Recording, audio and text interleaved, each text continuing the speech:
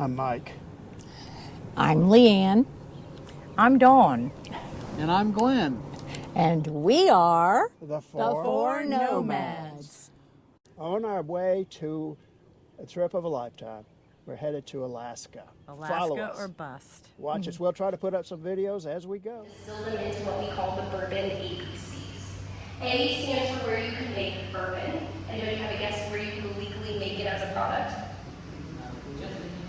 In the United States. A for America, again. It's our native spirit here. You can make it anywhere in the 50 United States, but 95% of bourbon is made here in Kentucky, with a third of all bourbon being made here in the city of Louisville. So most bourbon is made here, but not all of it, unfortunately. B stands for a brand new charred oak barrel. To be bourbon, you have to age your whiskey in a new oak barrel that has been charred on the inside.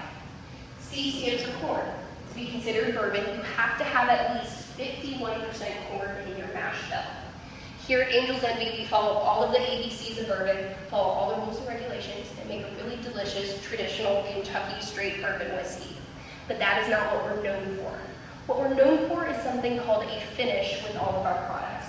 This is where we're going to take our bourbon out of that original charred oak barrel after it's been aged there for about 4 to 6 years, and we actually move it into a secondary vessel.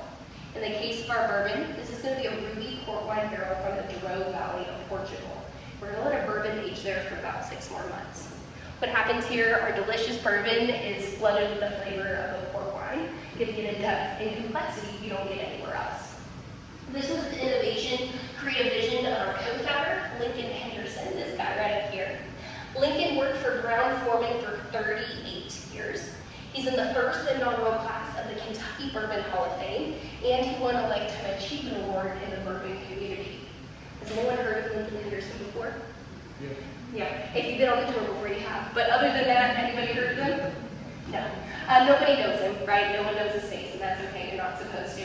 But you probably know what he's famous for making. Has anyone had Gentleman Jack before? How about Jack Samuel Barrel? How about Woodford Reserve? All have his fingerprints all over it, okay? So he had a really prolific, really successful career. After 38 years, what do you all think he did? He retired. That's exactly it. He about a year later, year into his retirement, said, "Dad, I'm not done with bourbon yet." And we have father-son co-founders who started Angel's Envy to this day. Do y'all have any questions for me here? Wonderful. I don't know if y'all can tell, I'm a teacher Monday through Friday. This is my weekend job. You don't need to raise your hand to ask me a question, okay? Feel free to interrupt me at any time. Alrighty, y'all. So as I mentioned downstairs, legally speaking, to be considered bourbon, you have to have a majority corn in your recipe. Here at Angel's, we use 72% corn, 18% rye, 10% malted barley. Our corn is local. We get it from Doug Langley's farm. He's out in Shelbyville, Kentucky. The rest of our grains we import from the northern United States down to us here in Kentucky. We'll get our grains in their full form just like this. So they first may be sent to our mill. Just outside the windows over here, we have a hammer mill that looks something like this. And the goal is to get all of our grains into a cornmeal consistency. You don't want it too fine because it will disintegrate in the mash cooker. If it's too coarse, you're not able to extract the needed sugars from it. So we're going to start with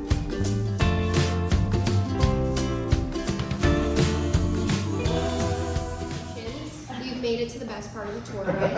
I talk a little bit less, and there's whiskey and chocolate here, and air conditioning. So throughout the tour today, I keep calling our product a Kentucky straight bourbon whiskey.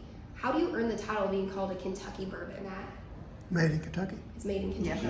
And I believe aged here for at least 1 year, and then after that, you could technically ship it off somewhere else and still call it a Kentucky bourbon. You said how much bourbon just in Kentucky alone? 95% last time I checked. So vast majority, right? We're primed for it. We've got good weather, meaning we get those all in the same week. And also because of our water. We're on a natural limestone aquifer, which makes our state prime for whiskey making. Okay. You'll see we're also a straight bourbon whiskey. Straight is an age statement. That means your product's been aged for at least 2 years. Any bourbon under 4 years old has to put its age on the bottle. So if you're ever in a liquor store, you see a 3.75-year-old bourbon next to ours, that's because it's a little bit young, so they have to put the age on the bottle. Then we're finished in those beautiful port wine barrels, and our core bourbon is 86.6 proof. Okay? Go ahead and pick up your glass labeled bourbon finished in a port wine barrel for me. Go ahead and hold it up to the light. What do y'all notice about our color? Golden brown. Golden brown.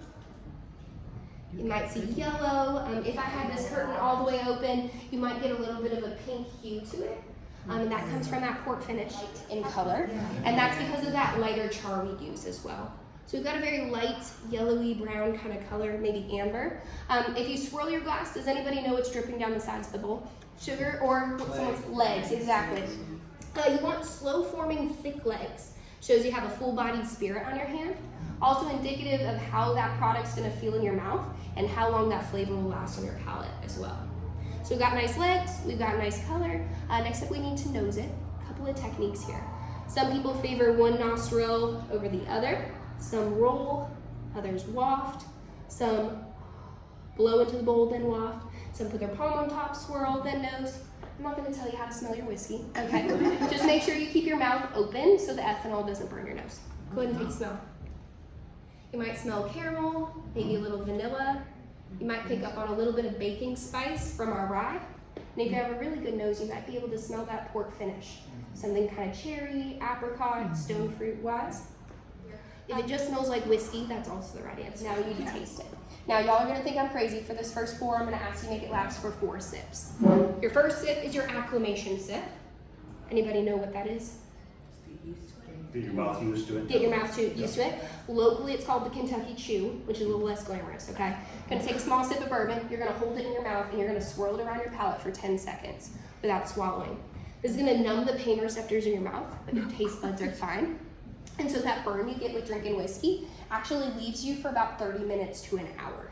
So go ahead and take a sip whenever you're ready, and then swallow, exhale through your mouth if you're having a little bit of a burn. How was that first sip for y'all? It's delicious. Delicious. Second sip, I want you to do the same thing for about 5 more seconds. Try to coat the parts of your mouth you missed the first time. So again, 5 more seconds. You ready?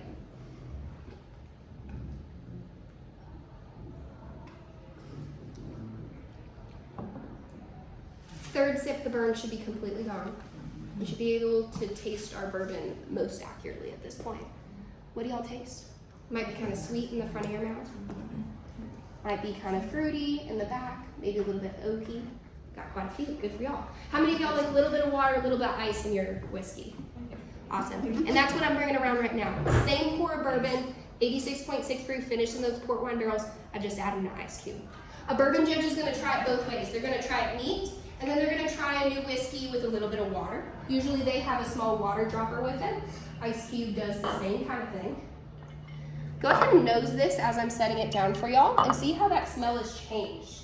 Water blooms or opens up bourbon, and so it's gonna change just a little bit. Ready, take a sip. How's the taste change for y'all? Less burned. Less burned. Slowly proofing it down with that ice cube. The chill also helps with that burn as well. A lot of people think it's much sweeter and smoother, but overall it's a little bit more refreshing. What we're gonna do next, there's 2 chocolates in front of y'all. They're locally made for us. If you walk down Main Street towards the Slugger Museum, right across from the Slugger, there's a place called Art Eatables. They're known for their bourbon truffles, and they worked with Kyle and Wes Henderson to make these chocolates for us. The one that looks like a little Reese's cup isn't a Reese's cup, I'm sorry. It's an orange chocolate shamir meant to pair with our bourbon. It's alcohol-free and nut-free. And so what I'm gonna ask you all to do, take a bite of that orange chocolate, let it melt in your mouth, and finish your first pour of bourbon with it, the one without ice, if you have some left. The chocolate should immediately start melting in your mouth. It's very zesty and orange forward. What do y'all taste? To me, it tastes like an old-fashioned. Kind of pulls the cherry and the fruitiness from our bourbon, and paired with that orange, an old-fashioned is one of my favorite cocktails, so I think that's why I taste it.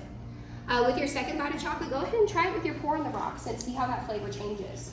Now with the pour on the rocks, some of my coworkers have a very specific flavor they pick up on. This doesn't hit home with everyone, but if you're a big cereal connoisseur, this might hit home with you.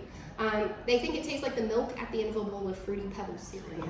A little bit of fruity, vanilla kind of milkiness there. And once you're done with your bourbon, there's a little glass of water at the top of your state. We're gonna try our rye whiskey next. Now, how many of y'all have had a rye before? Lincoln's goal while making this rye was to make a rye that was more approachable. Normal rye whiskey is very polarizing, right? You either love rye or you hate it, and there's not a ton of in between.